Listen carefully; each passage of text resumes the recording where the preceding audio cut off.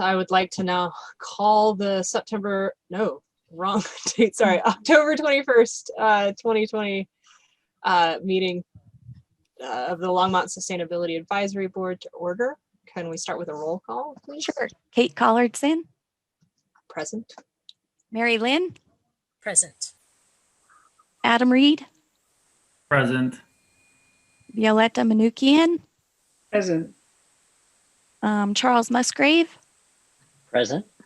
And got notification that Jim Metcalf will not be able to join us today. But for staff, we have Annie Noble. I'm here. Francie Jaffe. Here. Tim Ellis. I'm here. Atra Nusrat.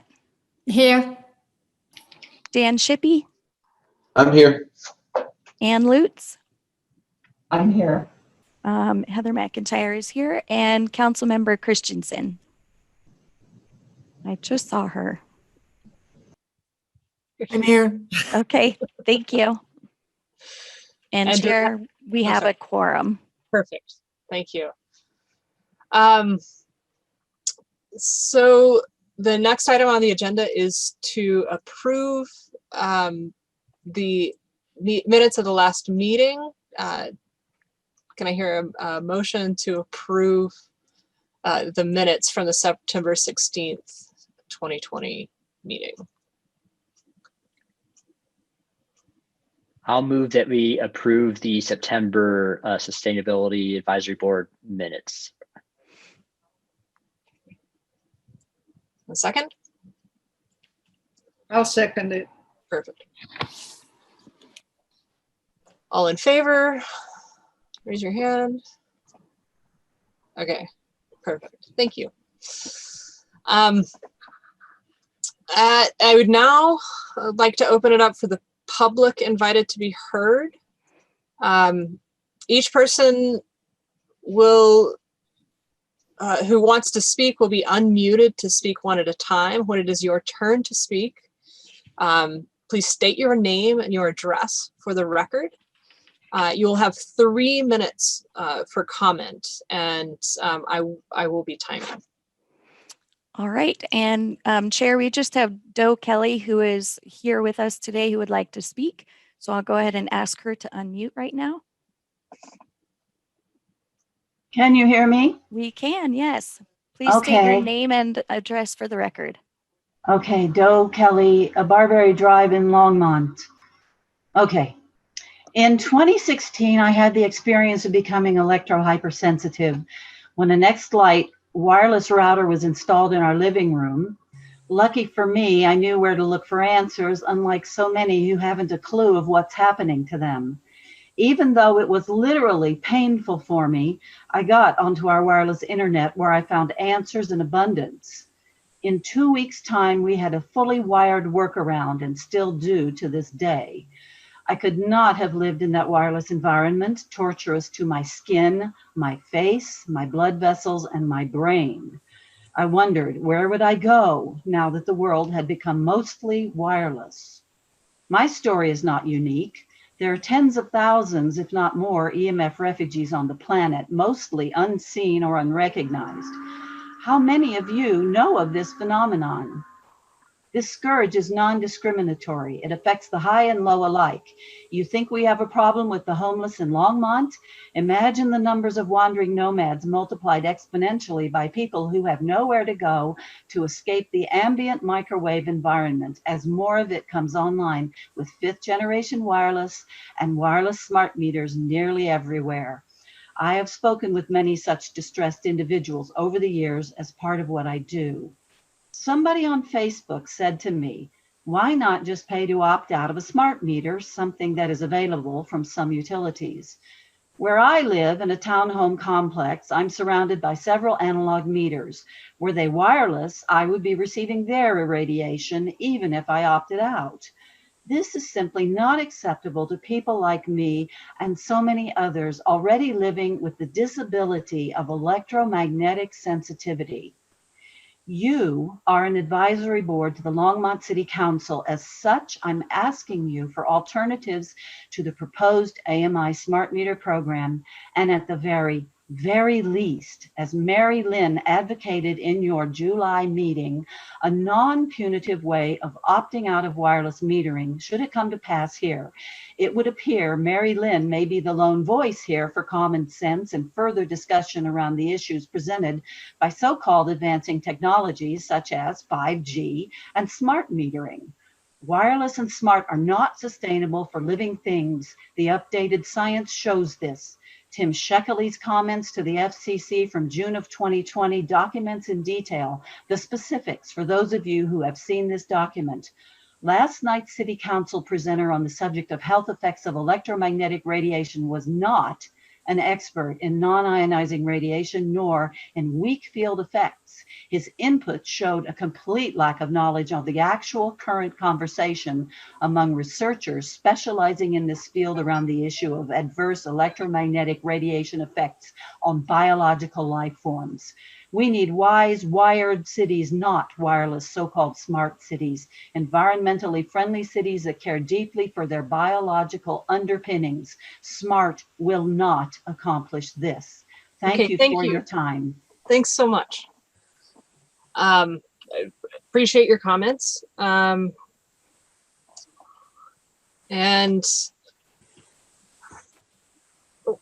I feel like as far as our, we've done quite a bit of discussion about this. And I'm not, and maybe Annie or Heather could help me out as to, can we, do we need to respond at the moment? No, it's not necessary for the board to respond to the public comments. You could take them into consideration as part of a discussion of the board later or later in the meeting. I think there's a chance. Okay. Thank you. Or, I think decisions have been made about when to put things on the agenda. You as a board can decide to put this on the agenda or not put this on the agenda. But during public invited, it's an opportunity for public to bring in their comments, and then we generally move on to the agenda items. And I think at the end of the agenda, I don't have the agenda in front of me, there's an opportunity for the board to discuss whatever they would like to discuss. Okay, thank you, Annie. Yes, Violetta. We're not responding, I understand that, but may we ask questions of clarification? I just have one question for Ms. Kelly. Sure. So we understand the problem. That was a very good description. Thank you. Now, can you say what you're proposing as the solution, just briefly? No wireless what? Well, for one thing, Longmont marches forward with an agenda to implement smart metering in the relatively near future without full knowledge or information of the credible health science. We got that, but excuse me? We got that. That's the smart side, but yes, there's still wireless in all the units that surround your home. People. Ambient environmental wireless radiation is ubiquitous nowadays. So there's nothing that can be done about that, right? It's just specifically you're addressing the need to not go forward with the smart metering. I am addressing that need by saying we need further discussion on the subject and further expert input on health effects of non-ionizing weak field radiation. Thank you very much. That clarified it. Good, thank you. Thank you. Okay. The next item on the agenda is revisions on the agenda or submission of documents. Staff, do you have any revisions or anything to add? I will take silence. I think we're good with the agenda. Perfect. Okay. Then we will move on to general business. I'm going to ask that each board member please hold questions or comments until the end of the presentation after the the staff has finished presenting. Our first presentation will be on the sustainability tax from Adara Nusrat.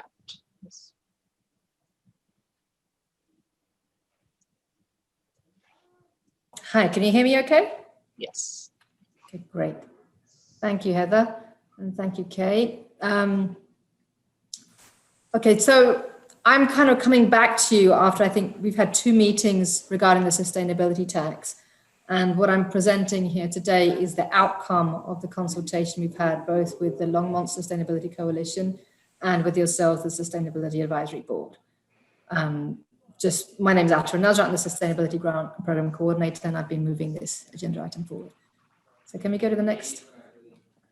Yes, so what we're doing today, I'm going to give you a review of what we discussed regarding 2020, just to kind of make sure we're on the same page, and then give you an overview of what we're proposing for 2021. So again, this is just a refresher in terms of the sustainability tax and the background. It's a funding mechanism that the voters of Boulder County approved in 2016 to distribute 6% of Boulder County tax revenue to support sustainability infrastructure programs across the county. And the funding is allocated based on population size, and it requires a 25% cash match by the municipality. The program started in 2020, so we've had the first cycle of funding and it will expire in 2035. We are seeing a reduction next year in our budget. The allocations across the county have been reduced, assuming based on budget reductions at the county level. So we're actually going to see essentially a $20,000 reduction in our total budget for 2021. The grant funding will reduce from $125,800 to $110,000. Next one. So this is just a review of what we funded in 2020. So the first 2 line items for the Sustainability Grant Coordinator and Program Coordinator, which were combined into one position, and that used a combined $50,800 of that grant funding. The Carbon-Free Equitable Transportation Roadmap, which used $40,000, and that's essentially done now, it's in review. The Women, Infant and Children's Farmers Market Program, which we allocated $10,000 to, and the Sustainable Neighborhood Solutions Program, which is the program which supports capacity building at the neighborhood level to run sustainability programs, and we distribute funds. So we had a pot of $25,000 allocated for this year for that, and the remainder is the city match. So that's what we were looking at for 2020. So this is what we've been working against. So in terms of determining our 2021 priorities, city staff identified sustainability gaps and needs. We tried to make sure that our priorities were in alignment with city work plan direction and essentially the climate action task force recommendations. And we are seeking to address equity, access, and immediate needs with 2021 priorities. So next slide. So this is what we have consulted with both the SAB and the Longmont Sustainability Coalition on the different priorities that we highlighted. So we want to fund the existing commitments and priorities. So that's the Grant Program Coordinator and the Sustainable Neighborhood Solutions Program. And then these next 4 items we put on the table for review by both advisory bodies. So in terms of adaptation and resilience, we looked at climate vulnerability and risk mapping and the low income tree program. We looked at the climate equity and engagement specialist position, expanding existing programs and workforce development. So you can go to the next one. And this is the outcome of this consultation. So bearing in mind, we have a reduction of the actual funding allocation to $110,000. So we're confirming the grant and program coordinator. We're declining funding the CARE, WIC and TREE program, largely because both CARE and WIC, so CARE stands for, let me just remind myself and yourselves, it's Colorado Affordable Residential Energy Program, I believe, and that's run out of LPC. So LPC have a different avenue to fund that program, and they let us know that we did not need to pursue that through the sustainability tax this year. And likewise with the WIC program, they have alternative sustainability tax funding through Boulder County. based on our current priorities, we decided not to contribute further funding towards WIC. And the low-income tree program, we had quite a substantial discussion around that program in the last SAB meeting and decided not to pursue that one. We have diverted funds for the Sustainable Neighborhood Solutions program and the Sustainable Opportunities Lifestyle and Leadership program, which are existing programs, because we can find alternative city funds to support them. We felt we had to do that because of the reduced funding this year. And we have alternative city pockets that we can use for that. So that leaves us with the two main priorities that we want to move forward with for this year, which is the Climate Vulnerability Risk Mapping Program and the Climate Equity and Engagement Specialist. And we thought we'd split the funding 50-50 between the two. So if we move forward, just to kind of remind us what we're looking at in terms of the Climate Vulnerability and Risk Mapping tool, we feel that would be a real resource both for the city and for the citizens of Longmont to understand what our impacts are going to be from climate change, to highlight what community-based needs we want to actually support, and identify recommendations that can be used in planning, both projects at the citywide level and on a neighborhood level. And when we were looking at our budget, we found that we could allocate another $20,000 of city funds towards this project to supplement the $30,000. So we felt that would actually contribute to a much more robust launch of this program. Another level of this program is that we want to actually ensure that it is compatible with other efforts taking place at the city, which is developing a climate equity index and an asset mapping tool, which is based out of community services. So we want to make sure that the way that we develop this initiative, this tool, dovetails into existing initiatives happening at the city. So it would be part of a larger infrastructure project, and we want to be able to build this out. So this, with the $30,000 from the sustainability tax, an additional potential $20,000, we feel as though that puts us in a very good position. So the next slide, this is the Climate Equity and Engagement Specialist. We stressed at the last SAB meeting, and I believe city staff support the idea that it should be a bilingual position.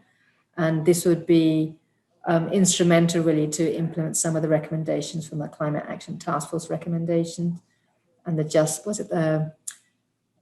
Just Transition Committee updates as well and recommendations. This would be a part-time temporary wage position, and we can also supplement this with another $9,000 from the city funds. So that we think will also allow us to make this more than a part-time temporary wage position in the longer term. So that's what we're looking at. And in your packet, we sent you both the memo and a letter of support from the SAB, which hopefully you'll have a chance to review, and if you support this, to sign off on. If you can go to the next slide, please. So this is just wrapping up. The city staff presented the input from both the Longmont Sustainability Coalition and the SAB to City Council leadership on September 29th to make sure that the city felt that this aligned with their work plan. And we didn't have any questions or comments in that regard. So we feel that that was affirmative support. And then right now, obviously, I'm presenting this to you to see if this is something that you want to move forward with and sign off on the letter of support. And once we have that moving forward, we'll get the notification of funding and we'll have the IGA to take forward to the council for approval. So that's where we are at in the process right now. And thank you for your time. And hopefully you'll be able to sign off on the letter if you approve. Great, thank you. Yes, Polly.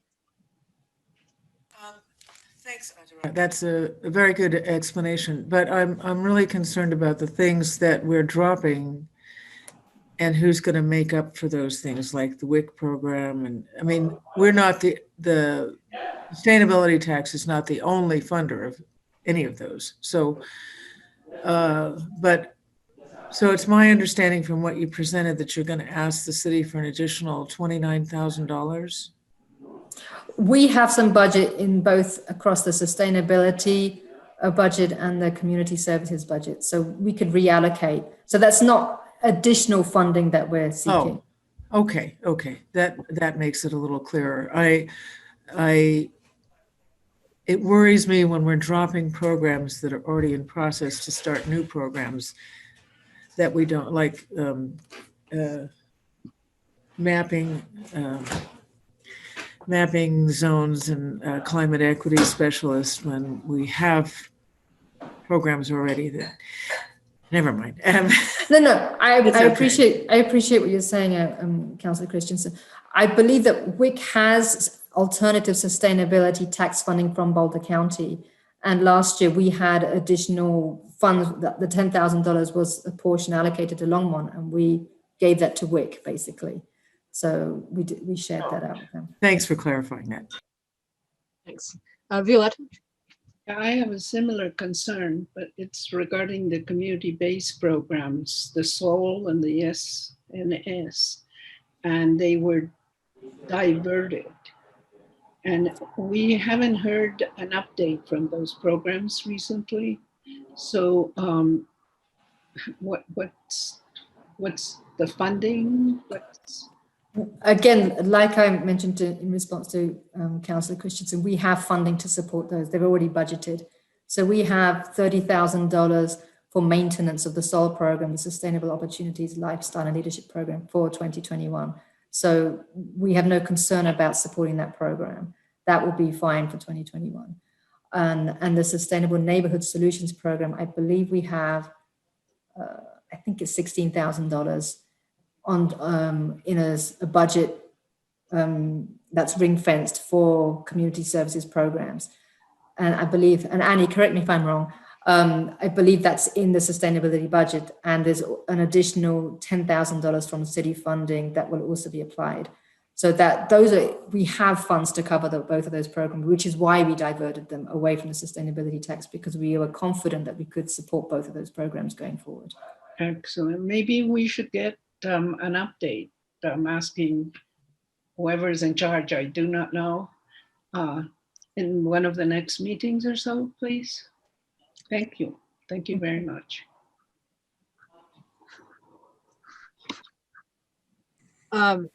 Yeah, Mary, you had your hand up, and then Charles. Mary, you're on mute.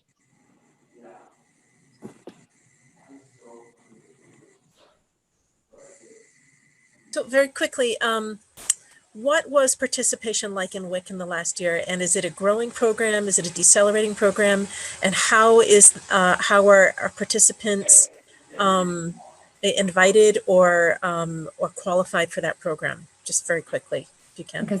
So Marilyn, unfortunately, I don't run that program, so I'm not aware of the details of that level, but we can certainly provide you that information. The WIC program reports to Longmont because we were involved with the funding. So I have that information, but not to hand, but I can certainly follow up with you in relationship to that. Is that okay? Yes, thank you. Mm-hmm. Okay, and Charles? All right. Tara, thank you. That was very helpful. I appreciate the description. I had a question just in general. Sometimes when I see that there's an opportunity to allocate resources between different things, and the decision is made to equally allocate resources, that sometimes that's done because it's easy but not necessarily strategic.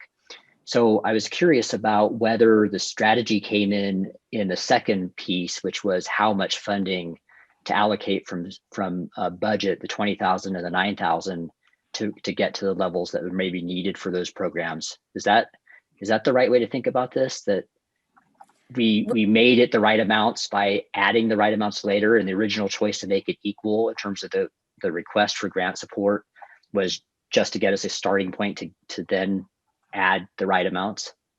We added what we could afterwards. So we felt we wanted to give both projects enough to kind of get started, I suppose.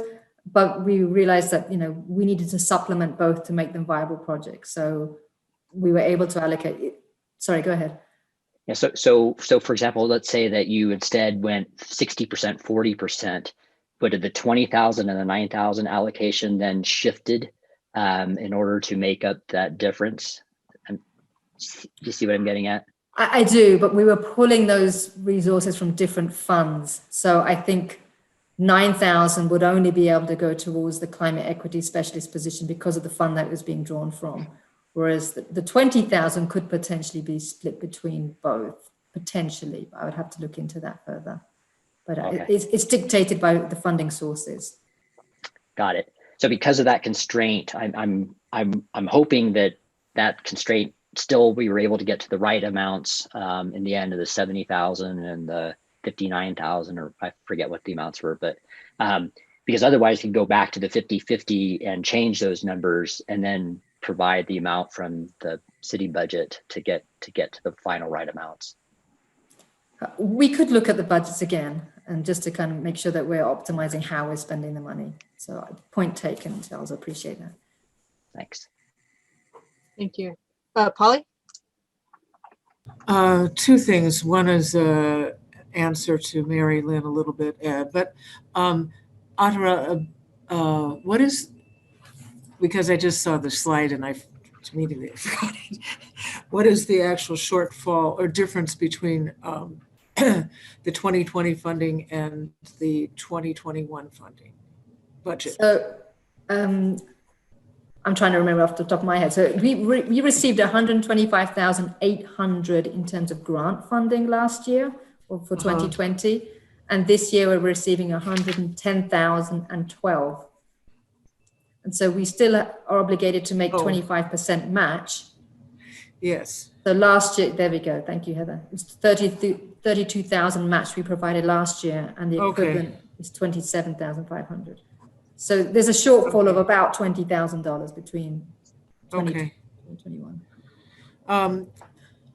Let me see if I can request that the city council make up some of that with a contingency fund, because we do have a little extra, and that would be, you know, anything helps. It's a very difficult time for everybody, but some people are getting a lot more funding, and anyway, appreciate that. So the other, the answer to Mary Lynn is that WIC, Women, Infants, and Children program, is a very old federal program, and that's how people are qualified. Is they are essentially receiving other forms of what we used to call welfare because they're broke, and they are women, infants, and children. And so you can take your WIC, I don't know if it's actually just food stamps, but if you go to the grocery store, you can see, if you look,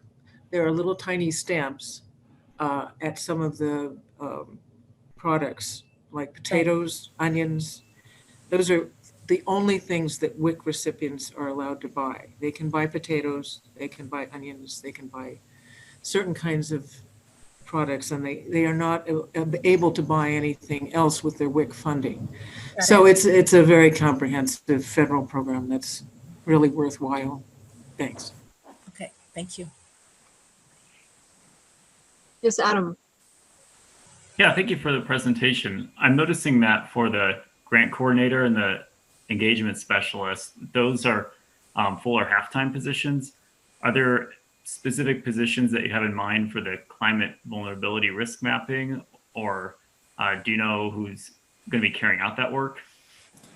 That will be part of the actual project. What we'll probably need to do is hire somebody to actually conduct the work for the climate vulnerability risk mapping.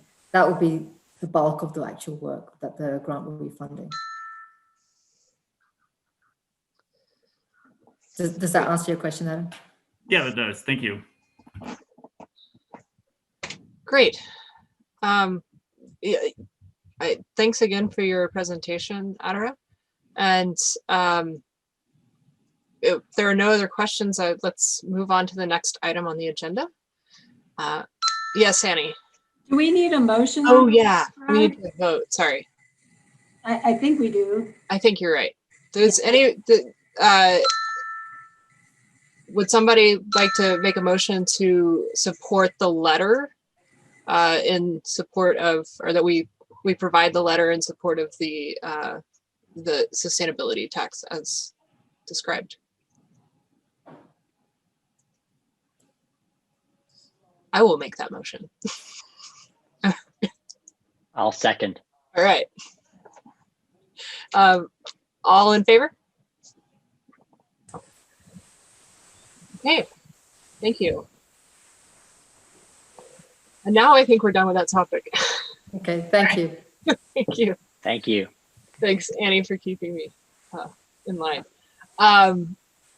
Okay, the next item on the agenda is the climate action evaluation update from Annie and Francie.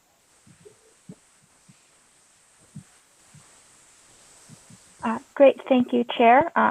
My name is Francie Jaffe. I'm the Water Conservation Sustainability Specialist, and I will be providing a very pretty picture. I'll be providing an update on how the evaluation process for the Climate Action Task Force is going. In your packet, you received more detailed information on how we are doing the evaluation. So today I'm going to focus on the question around weighting. But before that, I just want to give a high level overview of the timeline on the next slide. I know we have some newer board members who haven't been with us for the entire process of the climate emergency resolution. So as a reminder, the climate emergency resolution was passed last October. From there, we pulled together the Climate Action Task Force and the Just Transition Plan Committee. And the Climate Action Recommendation Report was first presented to City Council this past summer. City Council requested that we return to the advisory board to get their feedback. So we did that and returned to City Council at the end of August, where they requested that we go through a prioritization and evaluation process to develop near, mid, and long-term solutions. We're in the middle of doing that, and we're hoping to return to City Council in mid-November. And then after that, we'll be able to make a plan for implementing the near-term Climate Action Task Force recommendations. And the Just Transition Plan Committee recommendations have been recommended to be transitioned into an equitable climate action checklist that can be used during that implementation. Next slide. So I'm going to focus today on how we would like to prioritize and weight the evaluation of the Climate Action Task Force recommendations. So I just wanted to pull up the 27 different recommendations as a quick reminder to you all. The reason we're doing this because we can't unfortunately do all 27 recommendations at this time. So we need to prioritize them into near, mid, and long-term solutions. Next slide. As detailed in your packet, there are 7 different categories we are using for evaluation. The cost to implement that factors in upfront costs, ongoing costs, and whether it's currently within our budget. The potential to reduce greenhouse gas emissions that helps combat climate change and is one of the main purposes of climate emergency resolution. The ability to adapt to climate change, because as climate change occurs, there will be increases in high heat days and other weather patterns, and it's important to understand how we can adapt to these changes. The ease of implementation, kind of what resources and support do we need to implement these recommendations, equity, community impact, and then board feedback. Board feedback, we took the board feedback we received this past summer and then added a rating. So staff primarily focused on providing rankings and review for the first 6 categories. And what we're asking of you all is how should we prioritize or weight some of these categories over the other? So on the next slide, I'll explain a little bit more of what I mean. So in your packet, we presented 3 different weighting prioritization scenarios. We actually did 6 in total, and you can actually do different combinations, but we thought these were good examples to highlight how you can weight and prioritize the different categories in different ways. So the first scenario is everything equal. So every scenario is weighted the exact same way. We're not prioritizing one over the other. The second scenario, we're calling climate action and equity first. You see in the highlighted in green, greenhouse gas emission reduction and equity are prioritized the most. So we're weighting them the highest with a weight of 3. After that, adaptation, community, and board are prioritized second, so they receive a weight of 2, then cost and implementation. The third approach adjusts where the priorities are. So it's called the project manager approach. So we prioritize cost and greenhouse gas emission reduction first, and then implementation and equity second. So these are just 3 different examples of how you can shift the prioritizations by applying different weights. In your packet, we highlighted how this would shift the top 10 recommendations and adjusting of where the different climate action task force recommendations are falling. I do want to know that staff are still finishing ranking the climate action task force for recommendations. So even since we sent you the packet, the recommendations that have shifted and moved around a little bit as we've finalized the rankings. But what we found that overall, when we shift the weighting prioritizations, most recommendations don't shift significantly. Something that was a near-term solution is most likely still a near-term solution, and same for long-term solutions. There are maybe 3 or 4 recommendations that might move from near to mid or mid to long. But for the most part, it hasn't impacted it too significantly. I also want to note that we're using this prioritization combined with comments made from staff to develop the final near, mid, and long-term recommendation list to City Council. As we have some recommendations that might be ranked as a midterm solution, but staff may have a comment that says, well, if this recommendation is adjusted, it could actually become a near-term solution. So we're going to be factoring that in when developing the final list. So our focus from you all today on the next slide is we really want to learn from you all your thoughts on how we should prioritize these different categories and through this weighting process. So we're curious, are there different categories we should prioritize first, second, or third? And you don't only need one in first, you could have everything ranked, we think everything should be first, so that's possible. Or you could say, we only want half of them ranked first, half are ranked second, or 1 ranked first, 3 ranked second. So it doesn't have to be you only pick one. So what we would like to do for the discussion with you all, so that we can focus on where there may be disagreement, is what we'd like to do is that I'd like to go through each of the categories and ask you to raise your hand. For cost, would you like this to be ranked first? And then I'll take that. Then would you like cost to rank second, and then cost to rank third? And then I'll go on to each of them. And then after that, we can have a discussion. And the reason we would like to pursue in this way is that if everyone thinks cost should be ranked first, then we're in agreement and we don't need to prioritize our discussion there. I'd rather have us prioritize our discussion where there may be disagreement among the group. So if it is okay with the chair, I can lead the going from each category, and then I'll hand it back to you to handle the discussion when we get there. Sounds good.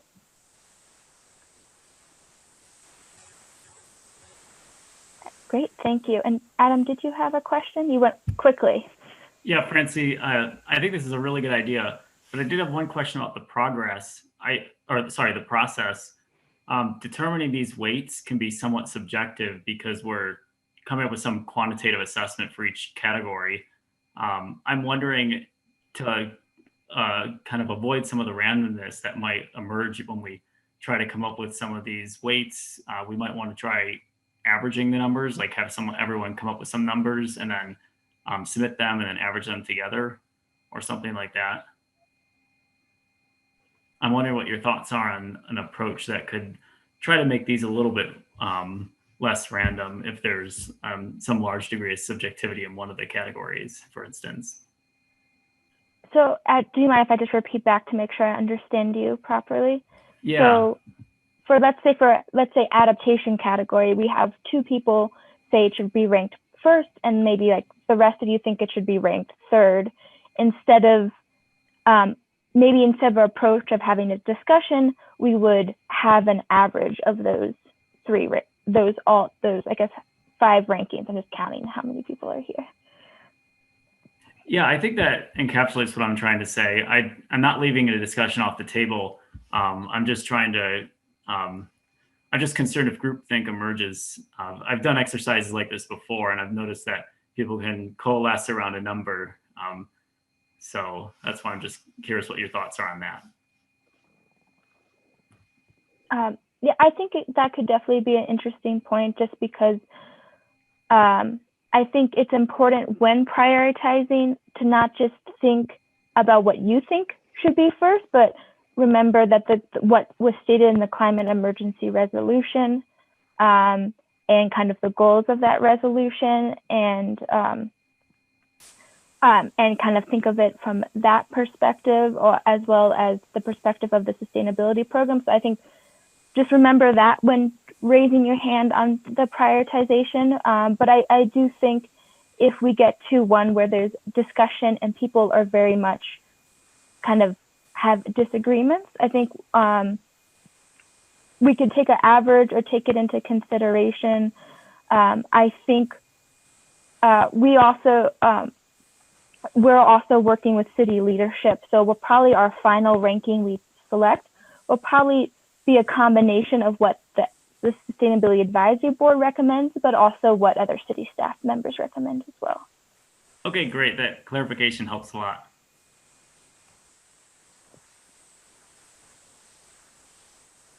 Great. If there's no other clarification, Councilmember Christensen. Thanks. I don't have a vote in this, but I just want to make a comment that the difference between climate action and equity first and project manager approach, both of these actually are a little subjective, as Adam was talking about in that. Yeah, but anyway, I mean, you would think that a project manager approach is one thing, but having done project management for the last 40 years, I can say that even in my life, my philosophy of project management has changed drastically from, do you do the big heavy lift first, or do you do the little silly stuff, the little stuff that you can actually accomplish first? Either way, there are ways you get waylaid.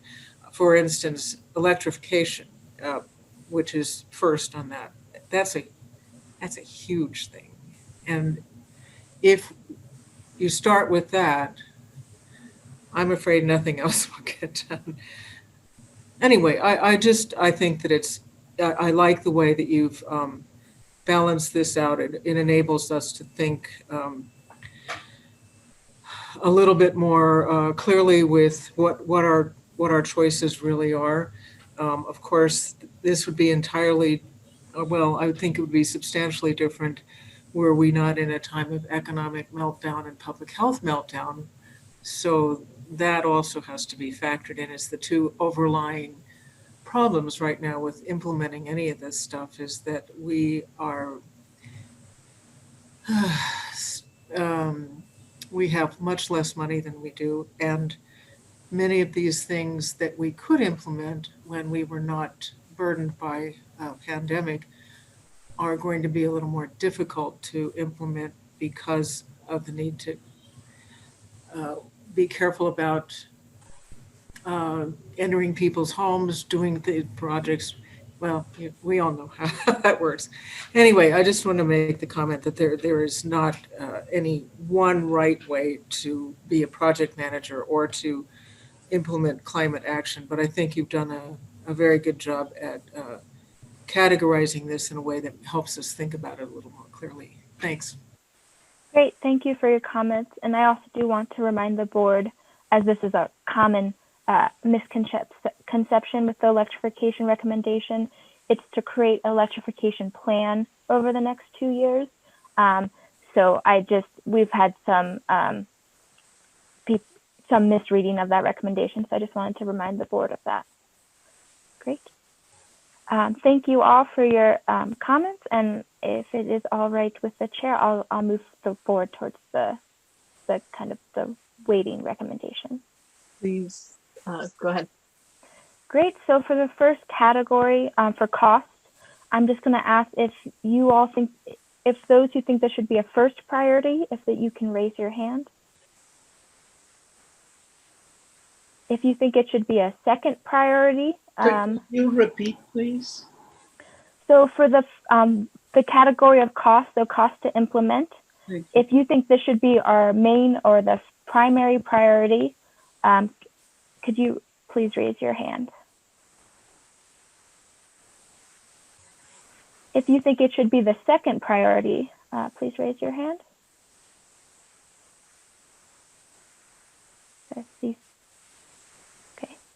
And then if you think it should be the third priority, please raise your hand. Great. So we, let me actually write that down so I don't forget why. I should have planned that a little bit better. So cost, I saw. Nancy, I'm writing those down. If Oh, you want thank help you. with that. You're welcome. Thank you, Heather. Could you share the screen, please, so we can see the ratings as we are agreeing? Or We can share the screen after we get done voting, but when I share the screen, our ability to see everybody raising their hand goes away. So I think if we can just go off of what Francie is saying first and then show your hands, afterwards we can show the screen of all of the categories. well, that's not that helpful. Well, you can have multiple rated first. You could say, I want all of them to be rated first. Do you have your board packet, Violetta? I did not print it, but I have it. I can okay. Yeah. If it's on page 10 there, and that might be helpful.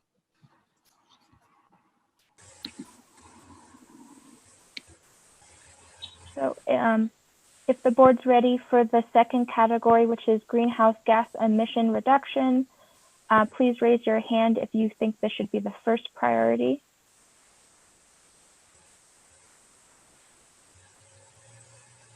Great, thank you. Please raise your hand if this should be the second priority.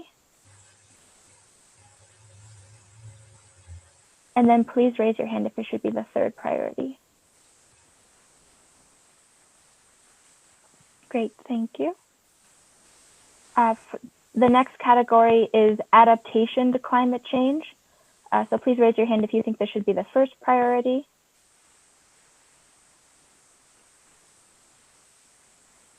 These 2 hands. Please raise your hand if you think this should be the second priority. And then please raise your hand if you think this should be the third priority. Thank you. Next is ease of implementation. Please raise your hand if you think this should be the first priority. See 1 hand. Please raise your hand if this should be the second priority. Mary, was that for second or first? For first. Okay, so I saw 2 hands for first and then 1 for second. Thank you. And then please raise your hand if this should be the third priority. Great, thank you. And then for equity, please raise your hand if this should be the first priority. Okay.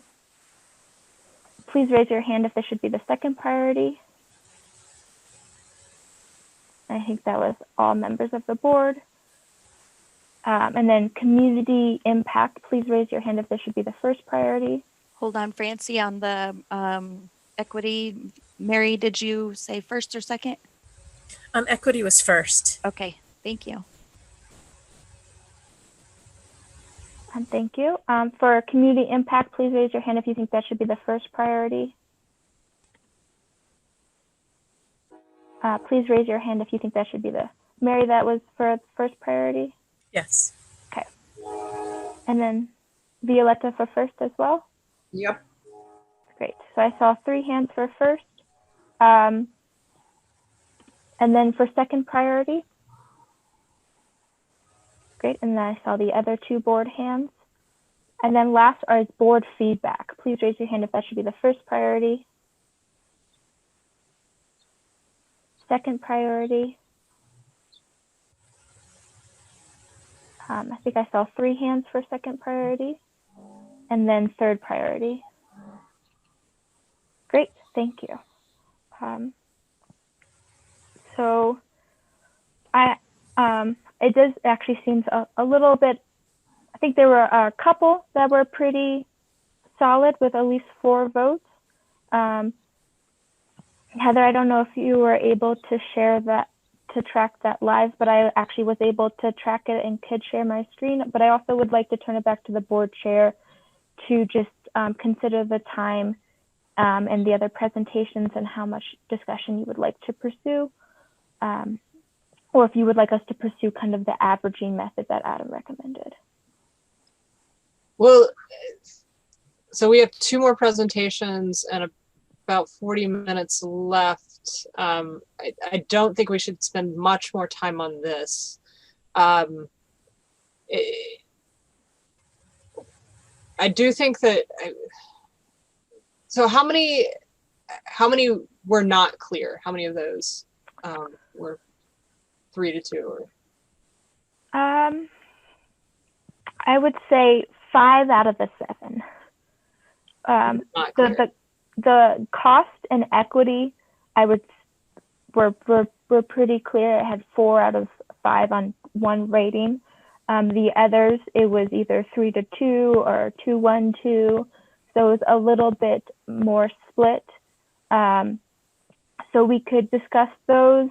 Other options we could also discuss is that we could also just bring this feedback to staff members and see what direction staff thinks we should go in, or we can kind of run the different ranking scenarios based on adjusting the 5 different categories that were kind of a little bit more uncertainty, and then deciding, and then kind of look at how things are falling, and then have staff make a decision based on comparing all those different ranks as well. So I feel comfortable with the staff finalizing the rankings based on our votes. Does anybody object to that method? That sounds fine to me, Kate. Thanks. Okay, great. All right, Francie, Annie, thank you for your presentation. And thank you. Yeah, we will move on to the next item, which is the solar feasibility study. We have Tim Ellis and Daniel Shippey, who are here to present that.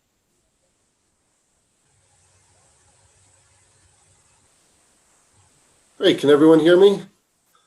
I can hear you. Okay, thank you. So good afternoon, everybody. Thanks for taking the time to allow us to present to you today. My name is Tim Ellis, and I'm the Renewable Energy Strategy Manager in the Energy Strategies and Solutions Group at LPC. I'm here to present today with Dan Shippey, who's a control systems electrician at Public Works and Natural Resources. And we're going to present the results of a recently completed solar feasibility study. So we're presenting today to the board to seek your input and feedback and support for this study. And we're going to be presenting this to City Council next month. And here's the agenda. And first, we're going to review the purpose and methodology of the study. Then we're going to go over the parameters we used for facility selection. Then we're going to give an overview of each of the 8 sites that were selected. And finally, we'll cover how the study fits into the city plans and goals and what our next steps are. So the purpose and methodology. For the purpose, the Longmont Sustainability Plan provides a roadmap for social, environmental, and economic progress for the city. And this study addresses the plan's action to expand the use of renewable energy technologies to improve environmental quality, provide a resilient energy supply, and realize any related economic benefits from such projects. The study wasn't intended to be a community-wide evaluation of commercial or residential opportunities. We really just focused on publicly owned sites throughout the city. We evaluated these, we considered 31 publicly owned sites initially, and we evaluated the sites with certain parameters with the intent on selecting the top 8 sites that best align with those parameters. I'll cover the section parameters in the next slide. We ran the 8 final sites through our sustainability evaluation system and life cycle cost evaluation tools. And these tools allowed us to rate the sites in comparison to each other regarding the city's sustainability goals and relative life cycle costs. And we have a table showing the results of that in a couple slides. So the selection parameters here, we used to evaluate all 31 sites based on these parameters. They helped us pare down the list to the top 8. They helped us rate projects that would have the lowest cost to build and connect to the grid, but also following the city's environmental and planning goals. So these parameters include how close the solar array would be to existing city electric infrastructure, The project capability to offset existing electric load. This is all behind the meter load. Also, what are the environmental conditions and does the project have any significant environmental impacts? Also, if there's any planned future land use that would preclude this project or any of the projects. And finally, are there any other physical site constraints that limit the project applicability? Again, the goal was to narrow down the list of 31 down to the 8 best suited for solar development. So here's that table of prioritized ranking on the 8 selected sites that we ran through that sustainability and the life cycle tools. The list shows the estimated cost for each project, the annual kilowatt hour production, and the expected greenhouse gas reductions. And the rankings are primarily from a result from site characteristics like location and installation challenges, social environmental impacts, and solar readiness. And now Dan is going to present the next few slides, which are overviews of each of the 8 sites in order of their ranking. Right, Dan. Great, thanks, Tim. Good afternoon. As Tim mentioned, there are 8 sites that I'll discuss in more detail. They consist of a wide variety of system types. It's important to note that the size of the systems in this study were limited by the available buildable area and regulations set forth by Platte River Power Authority for behind the meter installations, so that they generate no more than 120% of the previous year's consumption to the meter that they're tied to. The primary reasons for sites being highest on the list is due to the solar readiness, i.e. Ease of interconnection to the grid, and the size of the array. Next slide, please. Here we have sites 1 and 2. Site 1 is the newly constructed compressed natural gas facility for the waste services on South Martin Street. The size of the system is 240 kilowatts, which would completely offset the building's electrical usage. During construction, there was foresight to install extra conduits between the building and the electrical service in anticipation of a potential future solar installation. Site 2 is the newly constructed maintenance office building at the wastewater treatment plant. This site is designed at 80 kilowatts and would offset approximately 2% of the wastewater treatment plant's electrical load, utilizing available space on the south and west slopes. Next slide. Here are sites 3 and 4. Site 3 is the pavilion at Roosevelt Park, and it's sized at 87 kilowatts. This site has great exposure to the public and will offset roughly 64% of the electrical load from the ice rink compressor and lighting.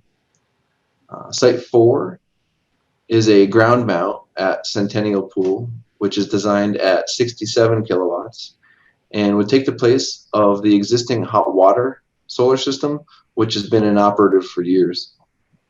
The existing underground path between the array location and the building can be utilized for electrical conductors and will bring operational solar energy back to the facility. Next slide. Here we have slides 5 and 6. Site 5 is the system at the Public Works O&M facility on Airport Road, and it would produce 240 kilowatts and has a great roof for solar that would allow for a complete offset of electrical usage for that campus.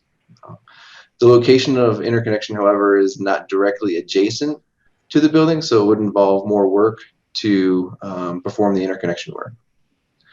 Centennial Pool parking lot is number 6. This would incorporate a structure for solar canopies over the parking lot and is designed at 241 kilowatts. Conversely, the 2 systems, the ground mount for Site 4 and the parking lot structure, will offset roughly 85% of the facility's electrical consumption. Next slide.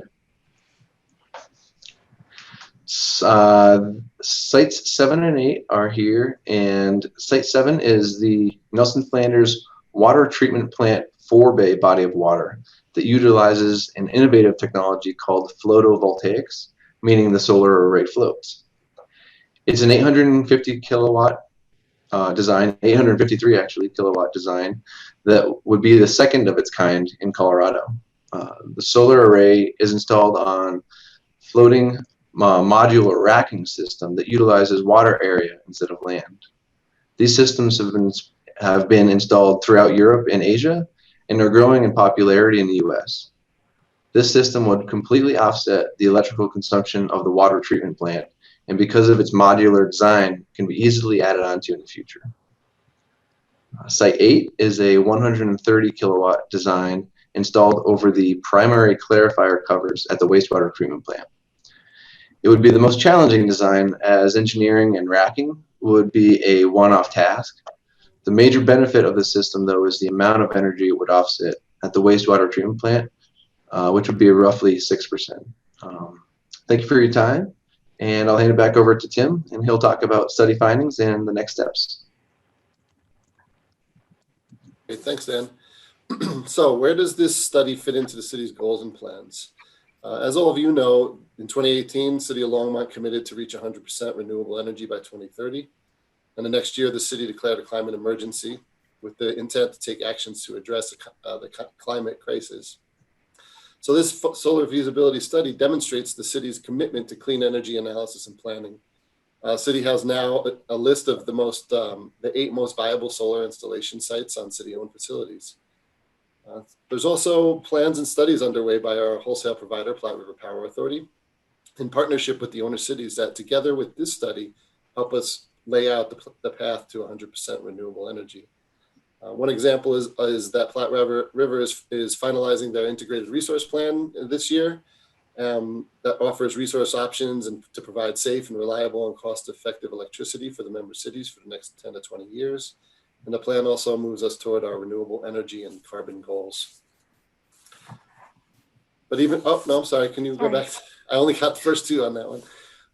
So even more pertinent is a study done by Platte River that's called the Distributed Energy Resource Study. And it's analyzing the future of distributed energy resources in our region, of which solar is going to be a really important component. The study also provides us with a model to evaluate DER project cost effectiveness. So the tool is going to help us determine which projects make the most sense for the city. And we're also exploring the various grant and other funding opportunities that can provide financial support for solar projects. These include grants offered by the American Public Power Association, Colorado Department of Local Affairs, and the Department of Energy. Solar projects, when combined with innovative processes or technologies that support the city goals, such as grid flexibility or energy efficiency opportunities, can qualify for pretty substantial funds to offset the city budget spending on projects like this. One example of this effort is we recently applied for a DOLA grant to help to fund upgraded aerators, which is energy efficiency project at the wastewater treatment plant. And we're also planned or applied to put the solar project up that Dan covered as Site 2 on the wastewater treatment office building. We should be finding the results of that application early next year. And as these plans, studies, and funding opportunities proceed, the solar projects analyzed and designed as part of this study are poised to quickly ramp up and support achieving the city needs and goals. So the next steps for the study are that we're going to present this to City Council next month.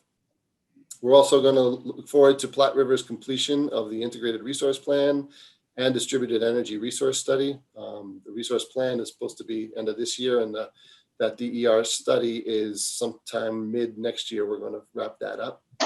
We're also going to continue to explore additional partnership and grant opportunities that could include these or other solar projects. And we're going to report back to this board and City Council as project opportunities develop. Thank you. Any questions? Yes. Holly, your hand was up first. I don't know who you just identified. I don't I'm sorry, Miss Christensen, sorry. Okay, thank you. I love you guys. This is so terrific. This is exactly what we need, is to analyze what city property we have, because we have control over that and we can do what we need. And this is wonderful, because we have all these flat roofs, we have all this sunshine. Although when we have forest fires, it's not so useful, but I really am happy to see you do this. It's an enormous help, and it is also an enormous help to know that Habitat is funding 2 of these. I'd like to see them do more. Fort Collins, well, I know you're just talking about the city-owned land, not the Habitat project. But I'm wondering, Kestrel in Louisville, which it was built by the Boulder County Housing Authority, has no gas lines in it. It's all geothermal and solar. Have you considered geothermal too? Because that often doesn't work very well for, say, my little 1/3 of an acre, 50 by 100 foot lot in Old Town Longmont with lots of big trees. But it could work when you have a substantial amount of land around, like a lot of the city land. Have you considered doing geothermal installations to be like a redundancy for the solar? Well, for this study, we really wanted to look at solar only to see what the best roofs and facilities are to go forward with the project. So we didn't really evaluate other types of renewable energy to pair, but that's certainly an idea going forward, is to see, when facilities are upgrading or need new equipment for heating and cooling, certainly that is something to look into if it makes economic sense and can work well with the building operations. So yeah, this wasn't part of this study, but it's certainly something we should consider going forward. Good job, thank you. Yes, Adam, hi. Yeah, thanks a lot for the presentation. I enjoyed how you dug into the details a little bit for each site. One question that came up for me when you started showing each site was, are you considering storage opportunities for each site, like specifically batteries, for instance, or is all the energy just getting fed back into the grid? Oh, well, for these, we really focus just on solar, but storage is certainly the up and coming solar storage partnering and doing those projects together is the way to go in the future for many of the applications. In fact, the DOLA grant, I just found out from ADARA that we applied for some solar to go along with that. So yeah, when we decide to move forward with any of these projects, I think one thing we'd like to hear from the bidders is combining the solar with some kind of storage capacity to help us work the grid better. So certainly a huge part of going forward with solar is going to be battery storage. But not for part of this study, sorry. Again, this study really just focused on the solar capabilities of these facilities and those add-ons or different ways to partner or work with the solar. It will be explored at a later time when we move forward with the project. Yeah, thanks for the clarification. Yes, hi, Charles. Hi, yeah, so Adam got my first question, so I was going to ask that. Yeah, I love your analysis. One additional question, this is kind of weird, but sometimes there's been incidents of vandalism of solar panels and things like that that are publicly accessible. So I wondered if you considered maybe some of the sites being better than others in terms of maybe being less susceptible to vandalism. I'm not sure if you may know the answer to this, Dan. We did that sustainability evaluation, and I don't quite remember if that was one of the things we evaluated. Annie's shaking her head, so that's not in there. But obviously that would be considered depending on which site is chosen. Some are, at our facilities behind fencing, like the wastewater treatment plant. But the ones that are more publicly available, that assessment would certainly need to be done. Do you want to add anything on that?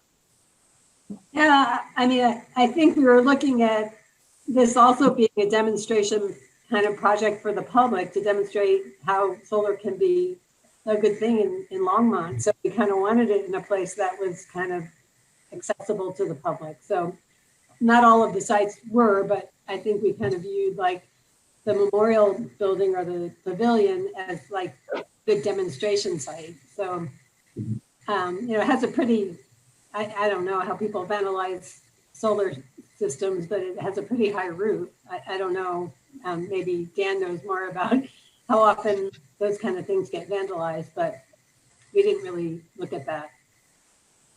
Sure, I can talk to that a little bit more, Annie.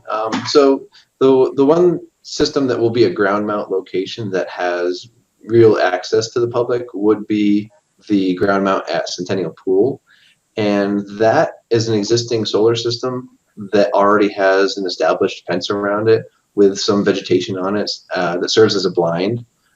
So, you know, there is some security there. I wouldn't say that it's top notch, but the rest of the sites, as Annie mentioned, they are elevated so that they're going to be harder to vandalize. They're going to be harder to really throw objects at and whatnot. And solar panels nowadays are really, they're designed really well to withstand some pretty substantial impacts. Yeah. Can I They can jump in and handle just hail.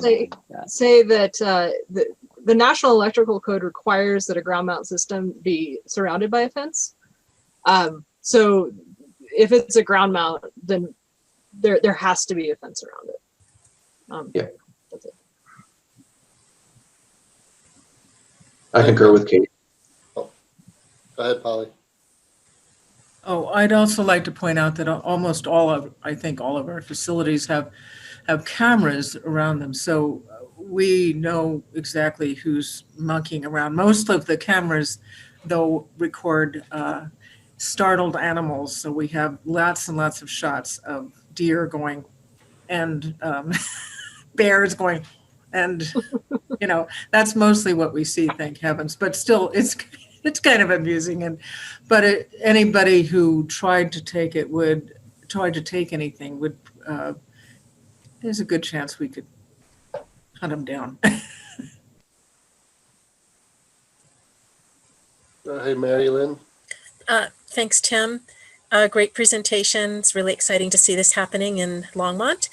I would like to ask a question about who owns these facilities. Are these owned by the city of Longmont? Are they owned by the power company, and where the funding came from for these? And then, yeah, so let me ask that first. Well, first of all, the funding that was internal, it was just for the study. So we haven't yet funded a specific project, although, as I mentioned, we applied for a DOLA grant for one of them so far. As far as who owns them, it depends on the financial mechanism that we would use to build them.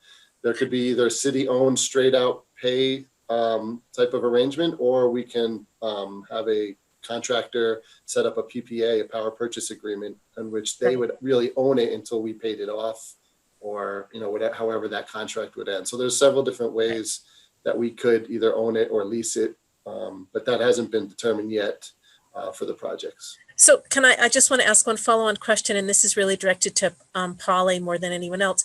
Polly, has there been any consideration that you know of in the city of creating a community bank to fund projects just of this nature?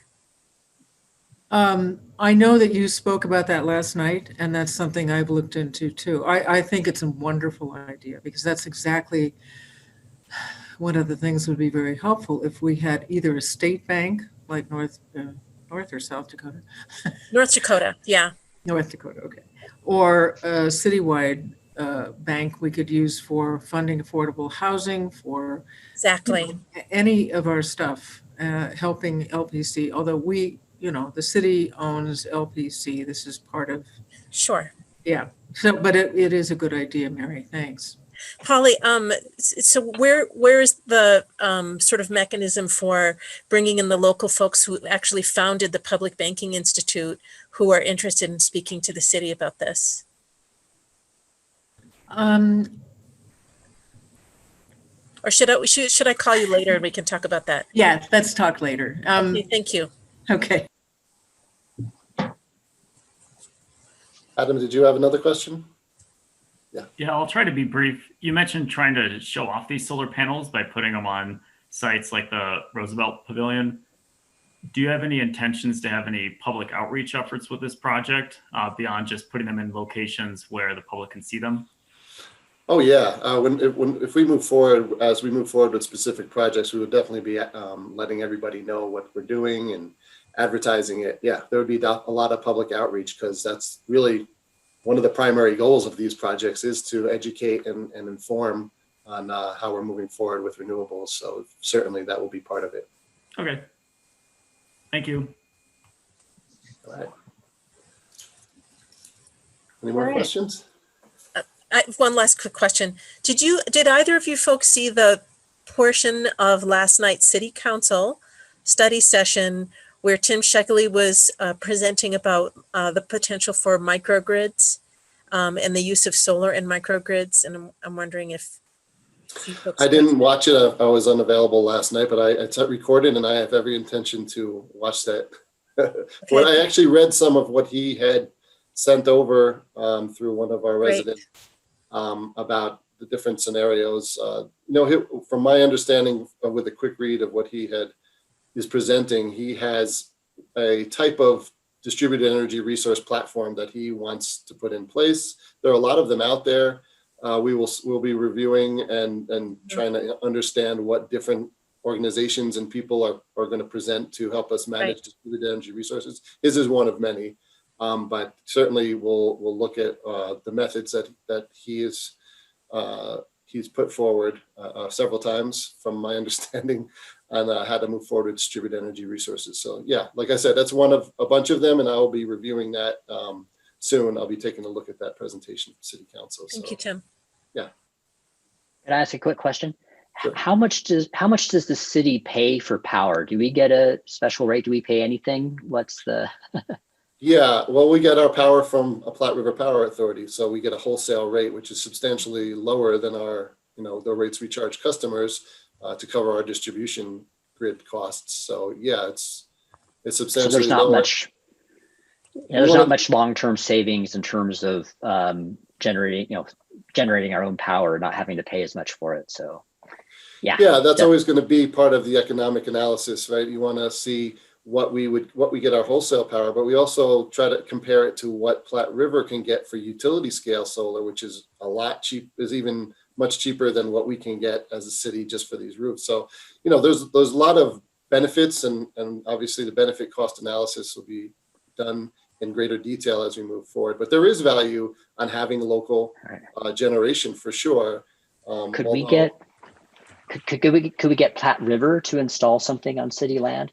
And that way, I think we have intent. We're talking through that distributed energy resource study that I talked about. Is really intended to kind of figure out the path forward, because either us or our customers or businesses will be installing, batteries and solar and other renewables all over in the next 10 to 20 years. We have to be able to manage them effectively.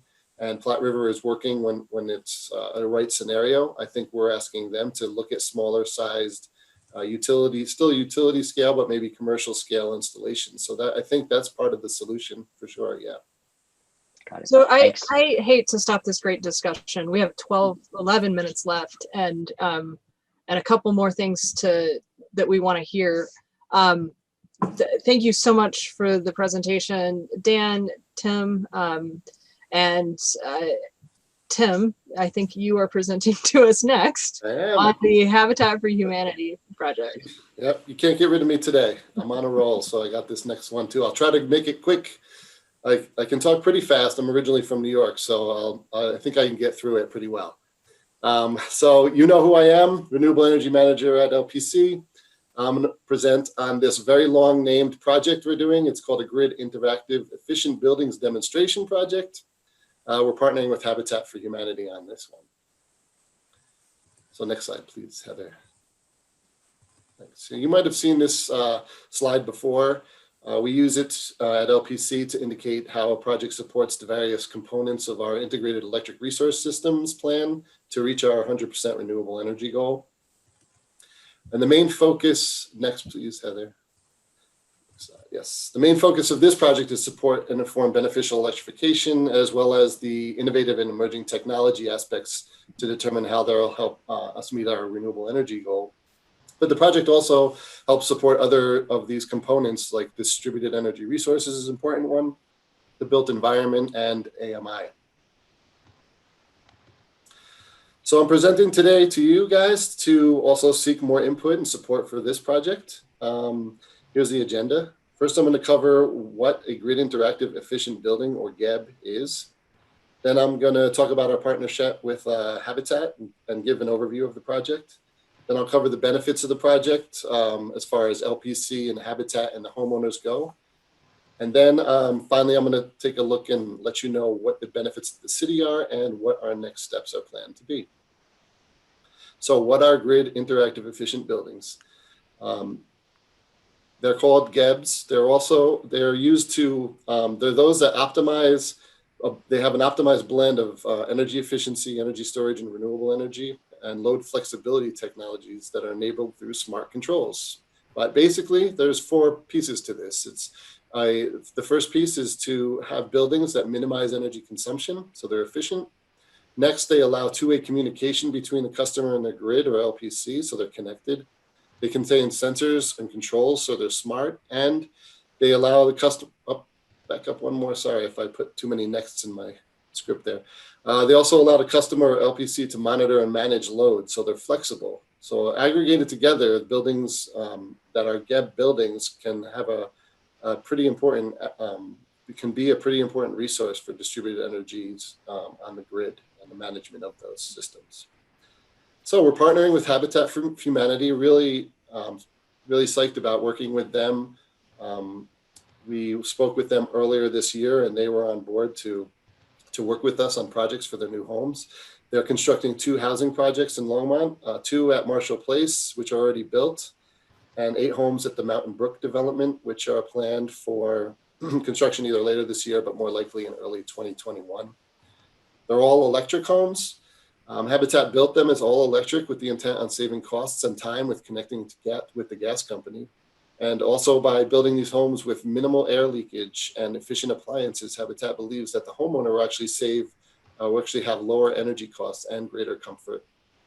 The project aligns with Habitat's environmental values by helping the city reduce peak energy and align with renewable energy generation.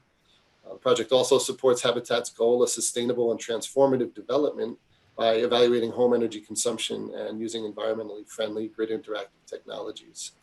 LPC is going to provide rebates to Habitat to reduce the cost of the new homes for the new homeowners, with the agreement from the homeowners that they're going to allow us to collect data on various appliances and the whole home, and to test the water heaters for grid service opportunities. So there are several appliances that we're going to be studying as part of this project. The first one is a HVAC, a heating, ventilation, and air conditioning unit that's going to be installed in the homes. It's called a mini split, and it's a very energy efficient system. We'll be monitoring the energy consumption of these units to determine the ability to develop demand response or other distributed energy resource programs for them. We'll also be providing Sense home energy management systems, or HEMS, for the homes to enable LPC and the homeowner to monitor energy consumption in real time.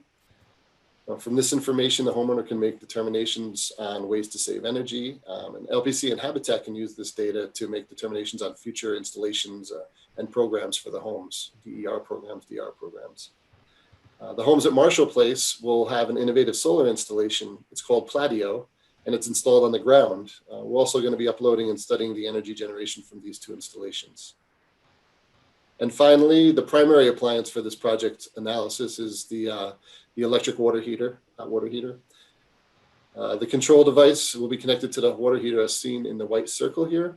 And with this controller, we will not only monitor the activity of the water heater, but also run grid interactive tests on them. And I'm going to discuss this further in the next slide. And our vendor is going to provide us with an energy management platform called Grid Maestro, as well as provide services to retrieve data from the appliances. The main function of the platform is to give us a 4-day forecast of expected electric use of the water heaters and configure various types of tests on them. It acts a lot like if you're familiar with the Nest thermostats, where it's a kind of a machine learning algorithm platform. So overall, the project provides data to run analytics and develop energy management strategies for all the partners. LPC can use the grid interactive device for load shifting, load building, demand response, ancillary services, or to respond to unexpected grid emergencies. This includes things like peak electric reduction shown in the graph at the right. project will also allow us to gain experience with grid interactive devices and platforms. The data collected will help Habitat assess energy efficiency measures that they installed in the homes, such as tight building envelopes and energy efficient appliances. They can also compare efficiency of these homes with similar homes. And as indicated in the previous slide, the home energy management systems will allow homeowners to view and manage their energy in real time. And they can use this information to practice energy saving behaviors. The funding for this project is $16,096 and will come from existing LPC allocated funding. We'll provide Habitat with $5,000, that's $500 per home for the 10 participating homes. And our vendor, Shifted Energy, will be funded at a little over $11,000.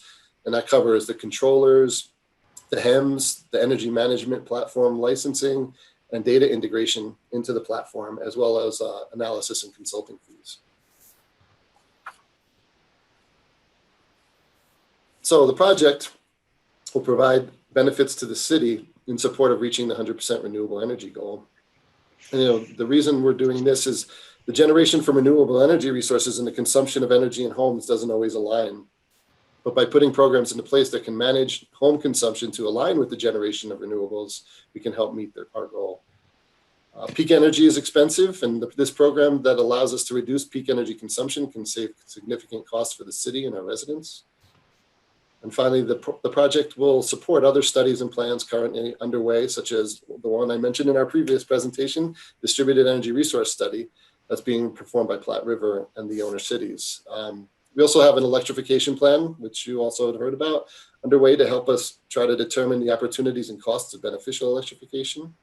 And finally, it supports our sustainability plan, which lays out the many ways that cities working to reduce harmful emissions and help our citizens participate in the healthy, sustainable Longmont. Next steps are we are going to be presenting this to City Council next week.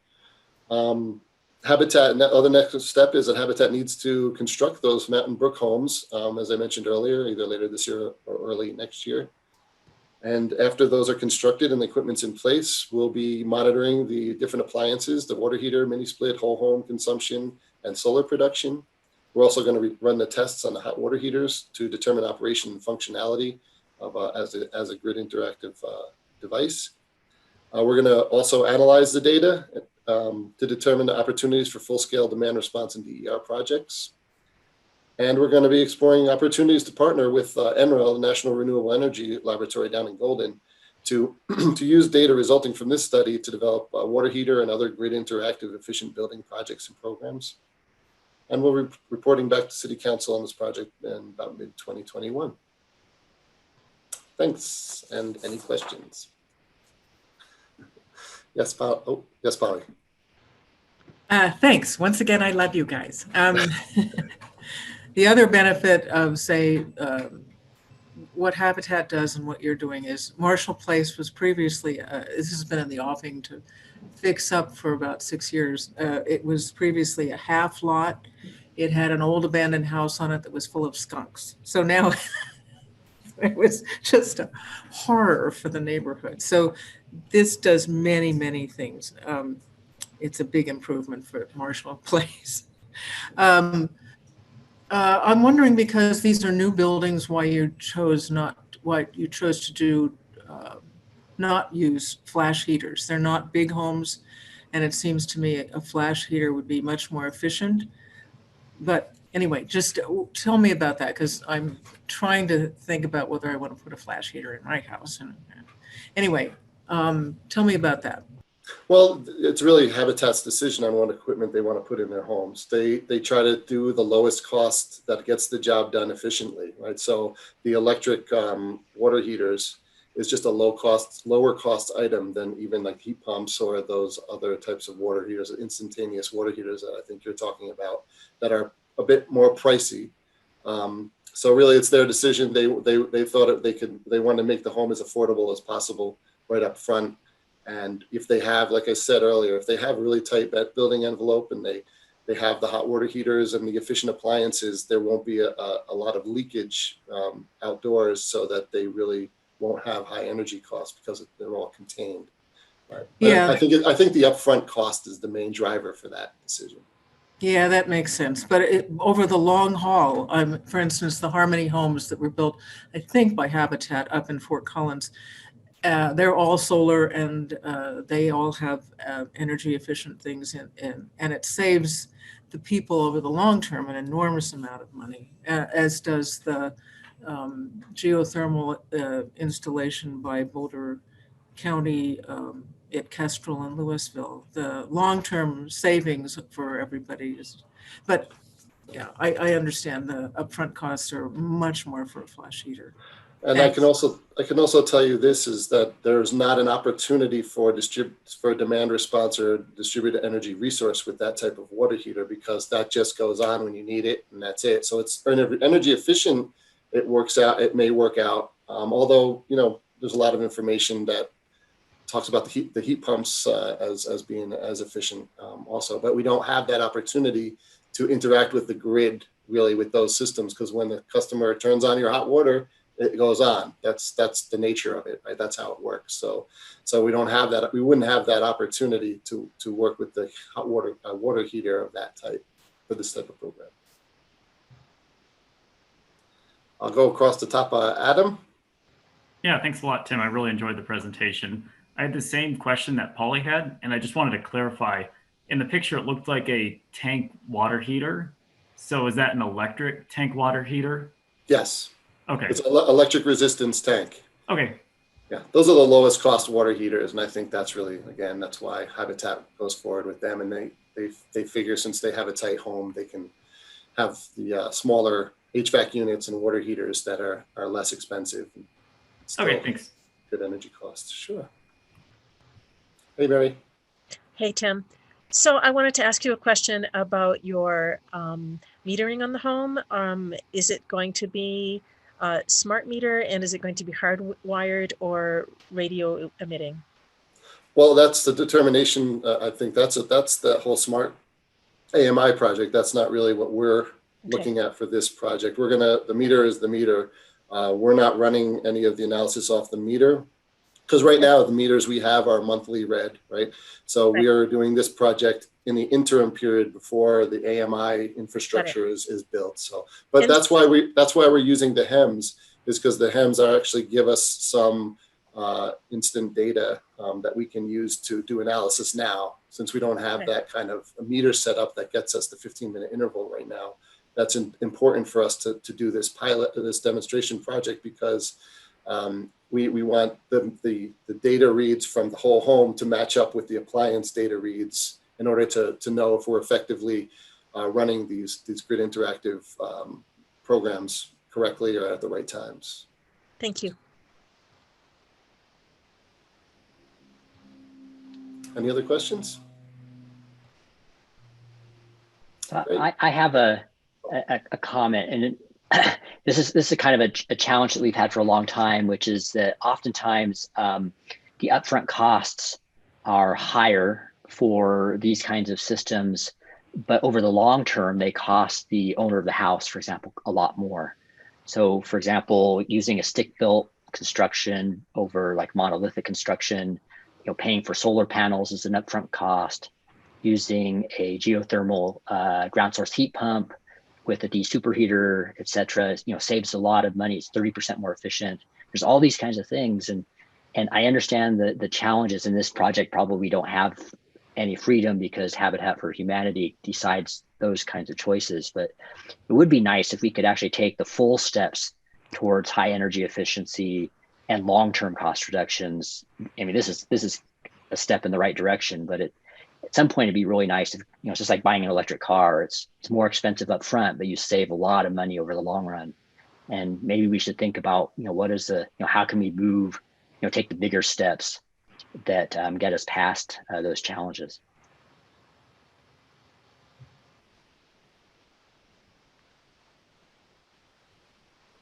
All right. Thank you, Tim, for your presentation. That was great, both of them. And Annie has an update for us on the transportation roadmap. Does everybody good to stay for a few minutes? Yeah, I don't know that I have much of an update. I know that there's been a struggle in getting that wrapped up. It was supposed to be completed and was not completed. And I don't know if Ann Lutz is on the meeting. Maybe she could speak more to that, but it has been delayed and it isn't going to be going to council until like maybe December. So we're work with the consultant to kind of wrap it up. And I know it was supposed to come to this board next month, and I'm afraid that we're going to have to probably delay that. I don't know that we'll have it all finalized by then. So I don't remember what else was on the agenda for next month. I know that we have been struggling to get, our agendas have been very full, and we've been struggling to get finished in our hour and a half. And that might be something that we want to consider for the future, making these meetings a half an hour longer or something like that. But anyway, that particular item has been delayed. Speaking of which, did we approve the meetings from last month? The minutes, yes. The minutes, okay. I don't, short attention span, I guess. So Annie, if we were to have a full discussion, not now, about extending the meeting, would we just add that to a future agenda? Can that be added? Okay. Yeah, I think so. There's also on the agenda, Heather, remind me, I don't have the agenda in front of me. There's like, I don't know if it's board comments or board business. Items from board. Yeah, but given that we're, Yes. already at 5 o'clock, maybe that's something that you want to put on the agenda for next month, and then it could allow time, and hopefully we can manage our maybe we're just putting too much on the agenda for each month, but there's a lot going on right now with the climate action, task force report and the solar feasibility study and the equitable carbon-free transportation roadmap. We just have a lot going on. So we want to share with the board. And so it's also possible in January is when we review our board rules and regulations and all of that stuff. So we can have that as part of the conversation for 2021. That sounds great. Thank you, Heather. Yeah. Okay. Are there any other items from the board? Okay, council. Okay, just briefly, we had a very long discussion last night about advanced metering systems, advanced metering infrastructure. It's interesting. It might be interesting for people to watch. I found it a lot like being in a Turkish torture camp, but because it's very intricate, but it is actually, there's a lot of good information. And if you want to just read some of the information, like Dr. Sheckley's thing, and also all of the other information that City Council got, I would suggest that you go to the Longmont City site and go to agendas and click on interactive agenda, which is a new-ish thing. And it's very helpful. You can click on it. You can see all the material that we get. You can also click on that and go directly to the conversation that City Council had, and you don't have to wade all the way through the entire meeting. You can just look at that information. And so if you want, should you choose to spend hours listening to on advanced metering systems, it actually is a very interesting talk, though, for people like the Sustainability Board about the grid system and what we're doing moving forward. And anyway, I'm glad we had it. So that's my suggestion. Thank you. Appreciate that. Let's see. There is informational items and board correspondence was attached to the packet. And so no need for discussion around that. Nope, just for your information as attachments. The new system that Polly was talking about, there's only one way to add it on there. And so that's the best way to do it. Perfect. Okay. Thank you. All right. We have gone through all the items on our agenda. Would somebody like to? Yes, Violetta. May I move that we adjourn? this lovely meeting. Absolutely. I'll second that. Okay.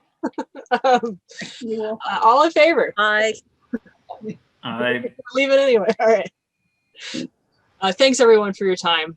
It's a great meeting, and we'll Thanks see a you next lot, month. Dave. Thank you. Thanks. Bye-bye.